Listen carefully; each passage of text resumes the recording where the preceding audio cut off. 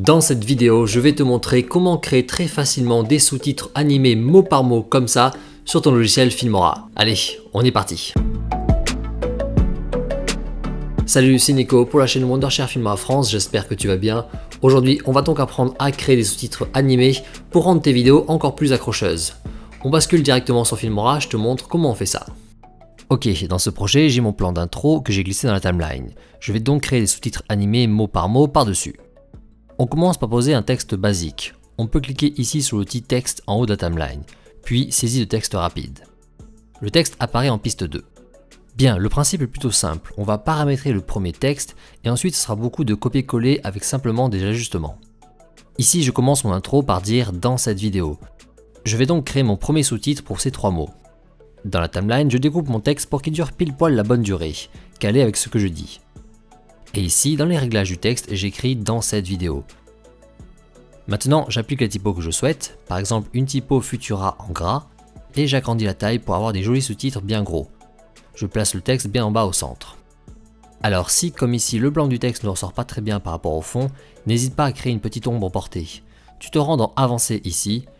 Dans cette nouvelle fenêtre à droite, tu descends pour retrouver Ombre. Tu actives la fonction, et en distance, tu peux mettre 1, ça suffit. Ensuite, tu peux faire appliquer. Ok, maintenant on est en place. On va pouvoir créer l'animation de fond coloré qui passe derrière chaque mot. Pour ça, je monte d'une piste le texte dans la timeline, en piste 3. Et ensuite, je me rends dans Média libre ici. Là, je vais dans Couleur unie, et je vais pouvoir récupérer la couleur que je souhaite. Par exemple, ce bleu. Je le prends et je le place en piste 2 dans la timeline.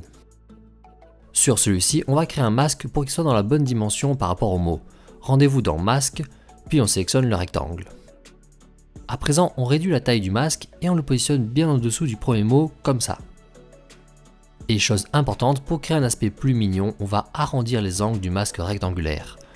Ici, dans Rayon, on peut augmenter la valeur, assez proche de 10 par exemple.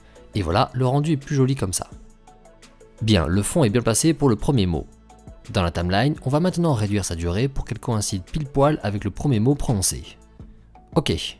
Tu l'as peut-être vu dans l'intro, pour créer encore plus de dynamisme sur ce fond coloré, on peut rajouter une petite animation façon pop-up pour l'apparition. Ce n'est pas obligatoire. Pour la faire, dans la timeline, en partant du début, on avance de 3 images. Et ici, toujours dans l'onglet masque, sur l'échelle, on active les points clés. Puis maintenant, on recule d'une image dans la timeline. Et là, en valeur sur l'échelle, on augmente un tout petit peu. Par exemple, 52 dans mon exemple. Et enfin, on vient se placer au tout début, donc 2 images encore en arrière, et cette fois-ci, on réduit un petit peu la taille, je vais mettre 47. Yes, on a maintenant une petite animation pop-up qui marchera très bien. Ok, le premier mot est fait, on peut passer au suivant et on a fait le plus dur en réalité. Maintenant, c'est la partie copier-coller et ajustement. Dans la timeline, on se place pile à la fin du premier mot, au moment donc où je commence à prononcer le second. Et là, on va sélectionner le fond coloré, faire un copier dessus, et faire une copie pile à ce moment-là. On ajuste bien la durée du fond coloré en fonction du son. L'animation est donc déjà créée, il suffit simplement de replacer comme il faut le fond coloré sur le deuxième mot.